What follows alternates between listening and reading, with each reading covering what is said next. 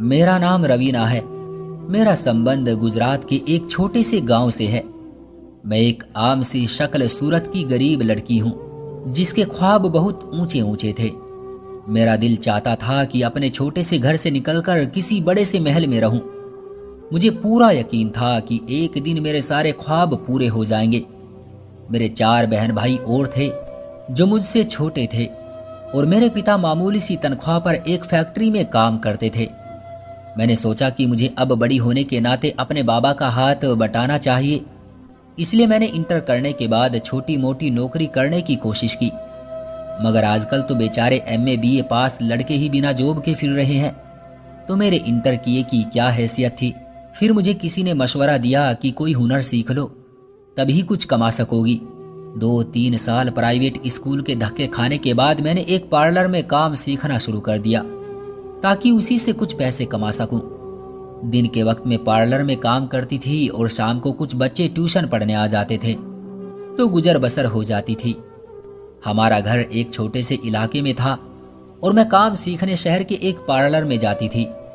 इस तरह आने जाने में बहुत किराया लग जाता था। मैंने टाउन के पास ही किराए पर घर ढूंढना शुरू कर दिया। खुशकिस्मती से कम किराए पर मुझे एक घर मिल गया और हम सब वहां शिफ्ट हो गए। मैं बड़ी लगन से काम सीख रही थी और मेरी पार्लर वाली दीदी मुझसे बहुत खुश थी। उसका कहना था कि एक दिन मैं बड़ी मेकअप आर्टिस्ट बनूंगी। एक दिन मैं काम से वापस आ रही थी कि रास्ते में एक औरत को देखा जो तेज तेज सांस ले रही थी। शायद उसे सांस नहीं आ रहा था, या पता नहीं कोई और मसला था। मैंने इधर उधर मदद के लिए देखा, लेकिन उस वक्त गली सुनसान थी और आसपास कोई और था भी नहीं। मुझे समझ नहीं आ रहा था कि क्या करूं। उस औरत ने इशारे से पानी मांगा तो मैं भागकर पिछली गली में लगे फिल्टर से उस औरत के लिए पानी लाई और उसे पानी दिया। पानी पीकर उसकी तबीयत थोड़ी संभली तो मैं उसे सहारा देकर अपने साथ अपने घर ले आई। उस औरत ने बताया कि वो रोजाना उस वक्त सैर करने करीबी पार्क में जाती थी। आज भी सैर करने निकली थी कि अचानक चक्कर आ गई। वो मुझसे कहने लगी कि बेटी, तुम्हारा बहुत बहुत धन्यवाद, तुमने मेरी मदद की। मैंने कहा, आंटी धन्यवाद की जरूरत नहीं, ये तो मेरा फर्ज था। उस औरत ने अपने बारे में बताया कि वो एक अमीर खानदान से संबंध रखती है। उसका सिर्फ एक ही बेटा है और पति का अरसा हुए स्वर्गवास हो गया। वो काफी देर बैठी मेरी मम्मी से बातें करती रही। कुछ ही देर में वो और मेरी मम्मी पक्की सहेलियां बन गई। कुछ देर बाद उस औरत को उसका ड्राइवर लेने आ गया तो वो चली गई। उसके बाद अक्सर वो औरत हमारे घर आने जाने लगी। एक दिन वो आंटी आई तो बहुत परेशान लग रही थी। मेरी मम्मी ने उससे उसकी परेशानी की वजह पूछी तो वो बहुत दुख भरे अंदाज में कहने लगी कि मेरा एक ही बेटा है और उसकी जिंदगी को लेकर मैं बहुत परेशान हूँ। मेरी मम्मी ने पूछा, क्यों बहन, ऐसा क्या हो गया तुम्हारे बेटे के साथ? तो वो आंटी कहने लगी कि इतनी दौलत होने का क्या फायदा जब मैं अपने बेटे की खुशियां ही नहीं खरीद सकती। मैं तो अपने बेटे की खुशियां देखने को तरस गई हूं। अब तो मुझे भी हैरत हुई कि मामला क्या है। मैंने आगे होकर पूछा कि आंटी बताए तो सही कि क्या हुआ है। वो औरत कहने लगी कि मेरा बेटा जिससे भी शादी करता है वो लड़की उसी रात तलाक लेकर अपने मायके चली जाती है और न जाने मेरे बेटे पर क्या क्या गंदे गंदे इल्जाम लगाती है। अब तो लोग भी जीने नहीं देते। कहते हैं कि तुम्हारे बेटे को अब कोई अपनी बेटी नहीं देगा। मैं उसी वजह से बहुत परेशान रहती हूँ। मुझे आंटी की कहानी सुनकर अफसोस हुआ। मम्मी भी इस आंटी को तसल्ली देते हुए कहने लगी कि तुम फिक्र ना करो, तुम्हारे बेटे की अब बड़ी अच्छी लड़की से शादी होगी। कुछ दिन बाद वो आंटी फिर हमारे घर आई तो बड़ी दुखी थी। मुझसे रहा नहीं गया तो पूछा कि आंटी अब क्या हुआ। वो बेचारी रोने लगी कि क्या बताऊं, मैं अपने बेटे की वजह से बड़ी परेशान हूं। कल फिर उसकी मंगनी टूट गई। हाय, मैं क्या करूं? काश मैं भी जीते जी अपने बेटे की खुशियां देख सकती। अब तो मैंने उसकी शादी का ख्वाब ही छोड़ दिया है। शायद उसकी किस्मत में ही नहीं है। मुझे आंटी पर बड़ा तरस आया। मैंने कहा कि मैं आपके बेटे से शादी करूंगी। आंटी को यकीन ना आया। कहने लगी, क्या तुम सच कह रही हो बेटी? क्या तुम वाकई मेरे बेटे से शादी करोगी? मेरी मम्मी ये सुनकर हड़बड़ा गई। उन्होंने आंखों ही आंखों में इशारे किए कि मैं मना कर दूं, मगर मैंने आंटी को यकीन दिला दिया कि मैं बहुत जल्द उनके बेटे से शादी कर लूंगी। वो बहुत खुश होकर गई थी। मम्मी ने आंटी के जाने के बाद मुझे बहुत डांटा कि जरूर उसके लड़के में कोई मसला होगा, वरना हर लड़की उसे छोड़ क्यों देती है। तुमने शादी के लिए हाँ क्यों की? कोई तरस खाने की जरूरत नहीं थी। मैंने दुख से कहा कि मैंने उस औरत पर नहीं बल्कि खुद पर और अपने घर वालों पर तरस खाया है। उससे शादी करूंगी तो और कुछ नहीं, कम से कम हमारे हालात ही ठीक हो जाएंगे। मेरी शादी वैसे भी कहीं ना कहीं तो होनी ही है ना, तो उस आंटी के बेटे से क्यों नहीं। मम्मी को भी मेरी बात की समझ आ गई, वो भी ना चाहते हुए भी राजी हो गई। मेरी सास तो इतनी खुश थी कि जिसकी कोई हद नहीं थी। जब वो तारीख लेने आई तो अपने साथ इतनी मिठाई लाई के बाद में हमने पूरे मोहल्ले में बांटी थी। मेरी होने वाली सास ने मेरे लिए बिल्कुल वैसा ही जोड़ा दिया था जैसा मैं अपनी शादी में पहनना चाहती थी। वो जोड़ा पूरे 1 लाख रुपयों का था, लेकिन उसे पैसों की कोई परवाह नहीं थी। उसकी इन हरकत को देखकर मेरी मम्मी मुझसे कहने लगती कि अभी भी वक्त है, सोच लो, जरूर उसके बेटे में कोई बड़ा मसला है। मगर अब मैं जुबान दे चुकी थी और पलट नहीं सकती थी। शादी के दिन मेरी पार्लर वाली दीदी ने ही मुझे तैयार किया था। मैं दुल्हन बनकर बहुत हसीन लग रही थी। मेरी सास ने मेरे लिए बड़े अच्छे इंतजामात किए थे। शादी हॉल को देखकर तो मेरी आंखें फटी की फटी रह गई। मैंने सर्द आहें भरकर सोचा, हाय, सारे ख्वाब पूरे हो रहे हैं। एक खूबसूरत घर, गाड़ी, माल दौलत है तो काश दुल्हा भी मेरी पसंद का होता, मेरे ख्वाबों का राजकुमार होता तो कितना अच्छा होता। मैंने शादी करने का फैसला तो कर लिया था, मगर मैं बिल्कुल नहीं जानती थी कि मेरी शादी किससे होने वाली है, लड़का कैसा दिखता है, उसका माजी क्या था। मुझे बस अपने घर वालों का पेट पालना था और उसके लिए मुझे शॉर्टकट रास्ता यही लगा था। मगर जब मैं दुल्हन बनकर उस घर में आई तो पहली बार मैं सोचने पर मजबूर हुई कि आखिर ऐसी क्या बात थी कि मैं उस शख्स की चौथी पत्नी बनने जा रही थी।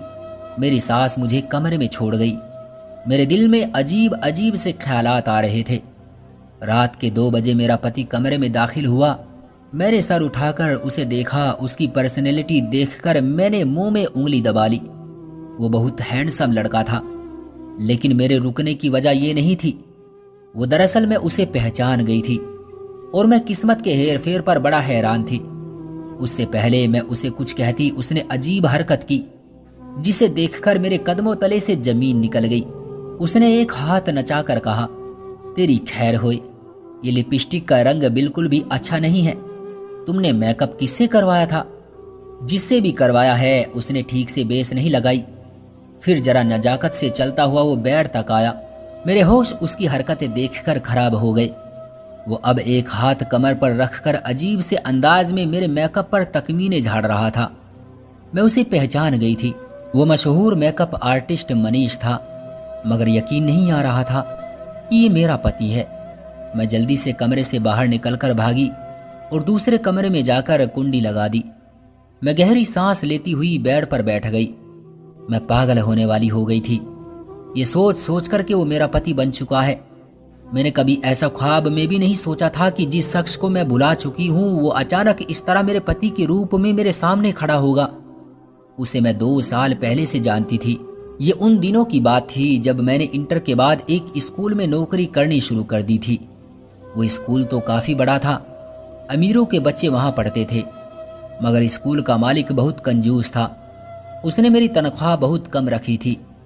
3000 रुपयों की तनख्वाह आटे में नमक के बराबर थी।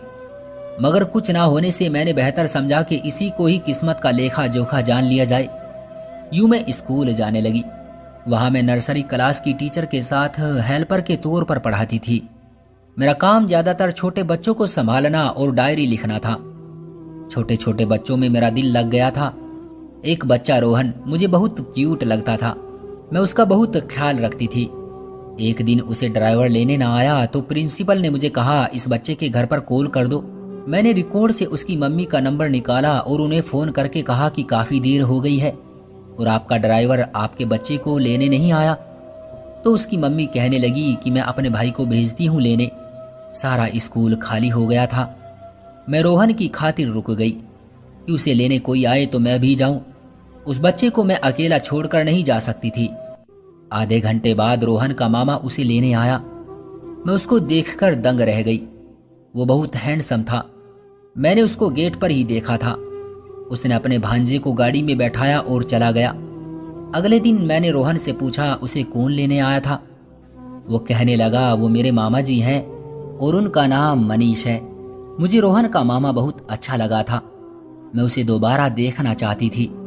इत्तेफाक से कुछ दिनों बाद ही मेरी ये प्रार्थना उस ईश्वर ने सुन ली। रोहन का ड्राइवर अब नहीं आता था और वही लड़का उसे लेने आता था। मैं रोज उसे देखने के लिए रुक जाती और जब तक वो उसे लेने ना आ जाता मैं नहीं जाती थी। पता नहीं मुझे क्या होने लगा था। मुझे वो बहुत अच्छा लगने लगा था। उसे तो खबर तक नहीं थी कि कोई उसे देखने के लिए इतना बेचैन होता है। वो चुपचाप आता और अपने भांजे के साथ चला जाता। मेरा बड़ा दिल चाहता था उससे बात करने को, लेकिन कभी हिम्मत ही नहीं होती थी। एक दिन बच्चों की पेरेंट्स मीटिंग थी और उसी दिन मेरी तबीयत भी बहुत ज्यादा खराब थी, इसलिए मैं ना जा सकी और मैंने छुट्टी कर ली। अगले दिन मैं स्कूल गई तो मेरी साथी टीचर हंसते हुए मुझसे कहने लगी कि तुम्हें पता है कल रोहन की मीटिंग के लिए कौन आया था? मेरे पूछने पर कहने लगी उसका मामा आया था। बल्कि पता नहीं वो मामा था या किन्नर था। इतना कहकर वो ऊंची आवाज से हंसने लगी। मैंने हैरत से पूछा कि ठीक तरह से बताओ, तो कहने लगी रोहन का मामा अजीब तरह से बोल रहा था और लड़कियों की तरह हाथ नचा नचा कर बातें कर रहा था। साफ लग रहा था कि वो लड़का नहीं, बल्कि उसने इतना कहा तो मैंने उसे टोकते हुए कहा कि बस करो। फिर मैं उसकी बात सुने बगैर ही वहां से उठ खड़ी हुई, क्योंकि मुझे उसके बारे में ऐसी बातें बुरी लग रही थी। पता नहीं क्या सच था और क्या झूठ, मगर उसके बाद से वो कभी रोहन को लेने नहीं आया। मेरे बारे में उस टीचर को पता लग गया था कि मैं मनीष को पसंद करती हूँ। फिर उसने बाकी टीचर को भी बता दिया। सब टीचर मेरा मजाक उड़ाती थी और मुझे ताने देती थी कि देखो ये लड़की एक किन्नर को पसंद करती है, और मैं उनसे लड़ पड़ती थी कि उसे ऐसा ना कहो। मुझे उन टीचर की बात पर भरोसा नहीं था, इसलिए मैंने तंग आकर वो स्कूल ही छोड़ दिया। मेरी ख्वाहिश थी कि मैं एक बार अपनी आंखों से देख लेती कि क्या सच है और क्या नहीं। मुझे उसके घर का भी पता नहीं था। मेरा दिल बहुत बेचैन था कि उसको कैसे देखूं, कैसे मालूम करूं कि वो टीचर ठीक कह रही थी या नहीं। एक दिन मैं अपनी दोस्त के घर गई हुई थी। जब मैंने उसके कमरे की खिड़की से बाहर देखा तो वो बाहर लॉन में बैठा हुआ था। मैं उसे देखकर हैरान रह गई थी। फौरन अपनी दोस्त से पूछा कि ये कौन है, तो वो कहने लगी कि मेरे भाई का दोस्त है। मेरा भाई और ये मेकअप आर्टिस्ट बनने का इरादा कर रहे हैं। बेचारा वो है, तुम समझ तो गई होगी, मेरी दोस्त ने रूखे से अंदाज में कहा। मैंने गौर से बाहर देखा तो वो उस तरह हाथ हिला हिला कर बातें कर रहा था जैसे औरतें करती हैं। मुझे उस टीचर की बात सच लगी और मेरी दोस्त भी तो कह रही थी कि वो लड़का नहीं बल्कि कुछ और था। मैंने मायूसी से मुंह फेर लिया। उस वक्त मुझे अपने आप से नफरत महसूस हुई कि मैं किससे प्यार करने लगी थी। उस दिन के बाद से मैंने उसे अपने दिलो दिमाग से निकाल दिया था। बाद में मुझे अपनी दोस्त के जरिए ही पता चला था कि वो एक मेकअप आर्टिस्ट बन गया है। मैं पूरी तरह से एक लड़की थी और मेरा हक था कि एक पूरे मर्द से शादी करती, ना कि उस जैसे इंसान से जिसे दुनिया अजीब अजीब नामों से पुकारती है। मैंने शुक्र किया कि मैंने वक्त रहते अपने आप को रोक लिया। बाद में भी मेकअप के सेमिनार में उसे मैं 2-3 बार देख चुकी थी और मेरा शक यकीन में बदल चुका था कि वो वही था जो मुझ समेत पूरी दुनिया समझ रही थी। कमरे के दरवाजे पर दस्तक हुई तो मैं चौंक कर उठ बैठी।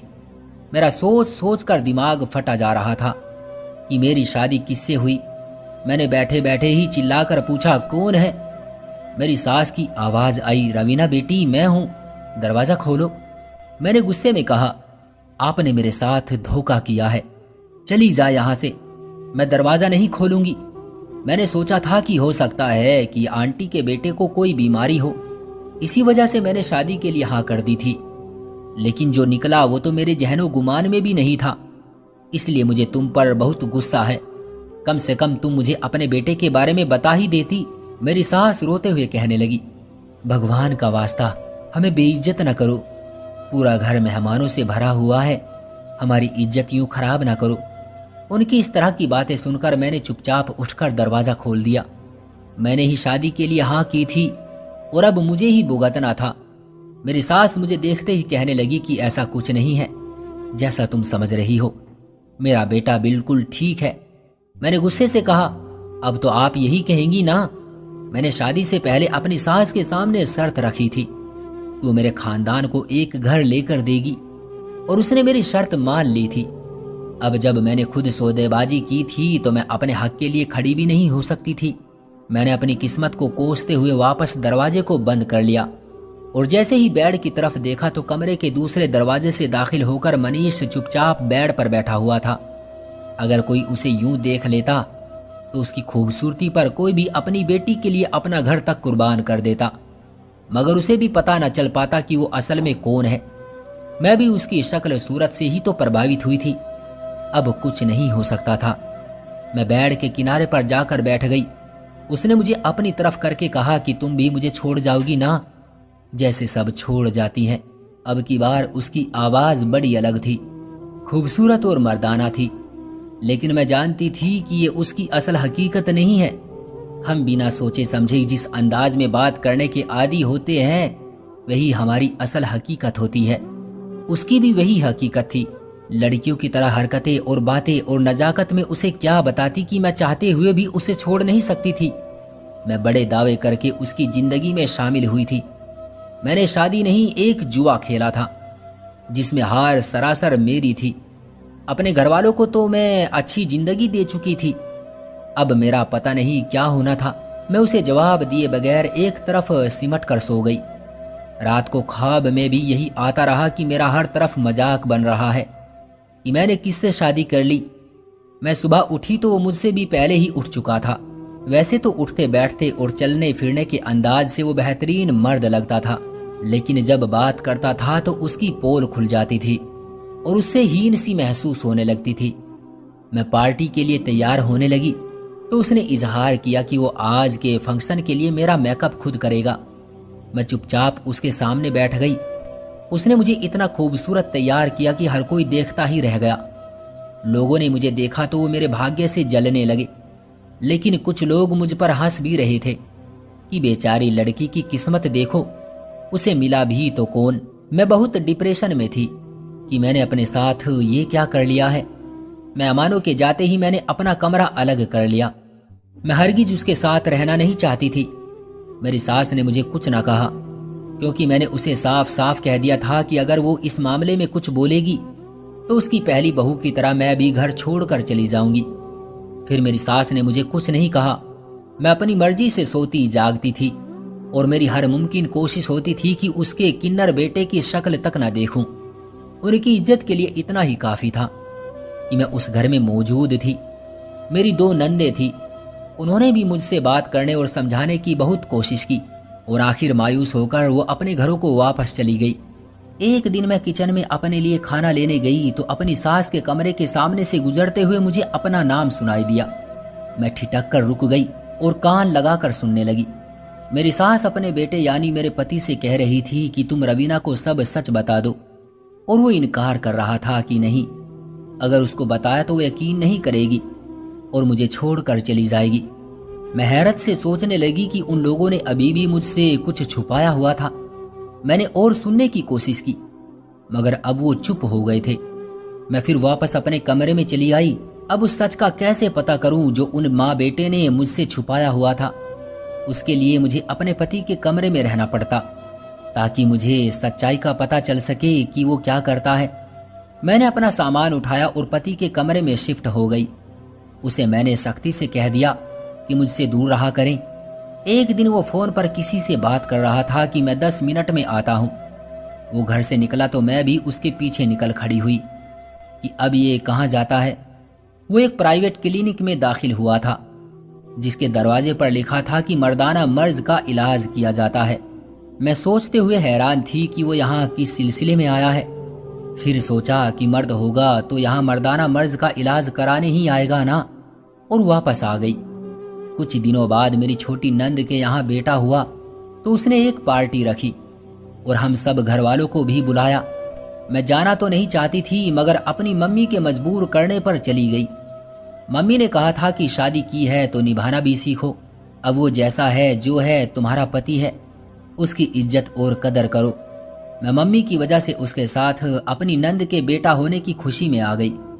वहां मुझे वही स्कूल वाली टीचर मिली। उसने जब मुझे मनीष के साथ देखा तो बड़ी महफिल में मुझे बेइज्जत करने लगी कि आखिर तुमने इस किन्नर से शादी कर ही ली, तुम वैसे इसी के काबिल थी।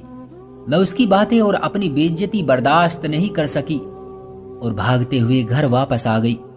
मैं रोते हुए कमरे में आ गई। वो भी मेरे पीछे पीछे कमरे में आ गया और मुझे चुप कराने लगा। मैंने उसे तड़प कर कहा, ये सब तुम्हारी वजह से हो रहा है, तुम मेरे दर्द का अंदाजा नहीं कर सकते। वो उदास होकर कहने लगा कि तुम मुझसे ज्यादा दुखी नहीं हो सकती, ना ही तुमने मुझसे ज्यादा दर्द उठाया होगा। मैंने अपना रोना भूल कर उससे पूछा कि इस बात का क्या मतलब है। तो कहने लगा, आज मैं तुम्हें सब सच बताता हूं कि मैं कौन था और क्या हूं। मुझे वो अपनी कहानी सुनाने लगा। मैं पैदा हुआ तो एक लड़की ही था। मेरे घरवाले मुझे बचपन से ही लड़की समझते थे। उन्होंने मुझे लड़कियों के ही कपड़े पहनाने शुरू किए और लड़की के तौर पर ही मुझसे व्यवहार रखा। मैं भी खुद को एक लड़की ही समझ रहा था। लड़कियों के स्कूल में जाता था, मेरी सारी सहेलियां भी लड़कियां ही थी। मैंने 14-15 साल एक लड़की बनकर गुजारे, लेकिन फिर अचानक मुझ में बदलाव आना शुरू हो गए। मेरी आवाज भारी और चेहरे पर मुंह से दाढ़ी निकलना शुरू हो गई। मैं बहुत परेशान हो गया।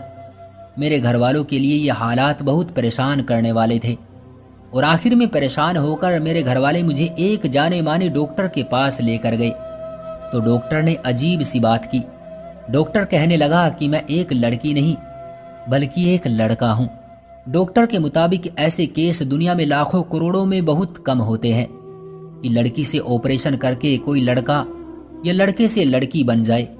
डॉक्टर ने मेरा अच्छे से चेकअप किया, उसने मेरा ऑपरेशन किया और यूं मैं एक लड़की से लड़के में बदल गया। मेरे लिए ये बहुत मुश्किल वक्त था जो मैंने काटा। हर तरफ मेरा मजाक बनने लगा। मेरे दोस्तों, यहाँ तक कि रिश्तेदारों तक ने मेरा साथ छोड़ दिया था। मेरी वजह से मेरे माँ बाप वो शहर छोड़कर यहाँ इस शहर आ गए। मैं कोई किन्नर या तीसरे जेंडर का नहीं हूँ। वो 14-15 साल जो मैंने एक लड़की बनकर गुजारे, बस उसी का असर मेरे अंदर बाकी रह गया है, जिसकी वजह से कुछ हार्मोन्स का मामला हो गया। डॉक्टर का कहना था कि मेरी शादी हो जाएगी तो आहिस्ता आहिस्ता मैं ठीक हो जाऊंगा। अपने पति की कहानी सुनकर मेरी आंखों में भी आंसू आ गए। वाकई उसकी आजमाइश मेरे दर्द और परेशानी से कहीं बड़ी थी। मैंने उससे माफी मांगी और कहा कि मुझे माफ कर दो, मैं इस सब में तुम्हारा साथ दूंगी, हमेशा तुम्हारे साथ रहूंगी। मेरा दिल खुशी से झूम रहा था और मेरी सोई हुई मोहब्बत फिर से जागने लगी थी। मुझे अपने पति की हकीकत पता चली तो मैं बहुत खुश हुई कि वो कोई किन्नर या हिजड़ा नहीं था, उसमें कोई नुक्स या खराबी नहीं थी, बल्कि वो एक बीमारी का शिकार था। मैंने उसका बाकायदा इलाज करवाना शुरू कर दिया। उसके अलावा मैंने पूरा 1 साल उसको प्रैक्टिस करवाई कि बातों के दौरान हाथों को कैसे कंट्रोल में रखना है। उसे ये भी सिखाया कि कैसे धीमे और अच्छे अंदाज में बात करनी है। मेरी मेहनत और दवाइयाँ रंग लाने लगी और बहुत जल्द वो ठीक हो गया। अब वो एक पूरे मर्द की तरह बात करता है। एक मशहूर मेकअप आर्टिस्ट था। उसके अंदर आने वाले उस बदलाव ने उन्हें प्रसिद्धि की ऊंचाइयों तक पहुंचाया। लोग उसे पहले से ज्यादा चाहने लगे। 2 सालों तक वो पूरी तरह से बदल गया था। उसकी वो सारी आदतें जिनकी वजह से लोग उस पर शक करते थे, वो अब खत्म हो गई थी। अब वो भी आम मर्दों की तरह एक मर्द था। वो सारी लड़कियां जो उससे दूर भागती थी अब उसके आसपास मंडराने लगी थी। लेकिन मनीष किसी की तरफ ध्यान नहीं देता था। वो बस मेरी ही परवाह करता था और मुझसे ही मोहब्बत करता था। शादी के 3 साल बाद हमारे घर एक बेटी ने जन्म लिया तो सबके मुंह बंद हो गए। कुछ जलने वाले लोग जो अभी भी गलत बातें फैलाते थे, उनके मुंह पर मेरी औलाद की सूरत ईश्वर ने जैसे तमाचा रसीद किया था। मेरी सास मेरी बलाई लेती नहीं थकती थी कि मैंने आकर उसके बेटे की जिंदगी बदल दी। वो सबके सामने कहती थी कि मेरी बहू ने मेरे घर को स्वर्ग बना दिया है। मैं ईश्वर का लाख लाख धन्यवाद करती थी जिसने मेरी मोहब्बत की लाज रखी थी, मुझे रुसवा होने से बचा लिया था और मेरे उन सब ख्वाबों को पूरा किया जो मैं देखा करती थी। मेरे ख्वाबों का राजकुमार मुझे मिल चुका था। तो दोस्तों, ये थी किसी की जिंदगी पर बीती हुई एक सच्ची कहानी। आपका क्या कहना है इस कहानी के बारे में? कमेंट करके हमें जरूर बताएं।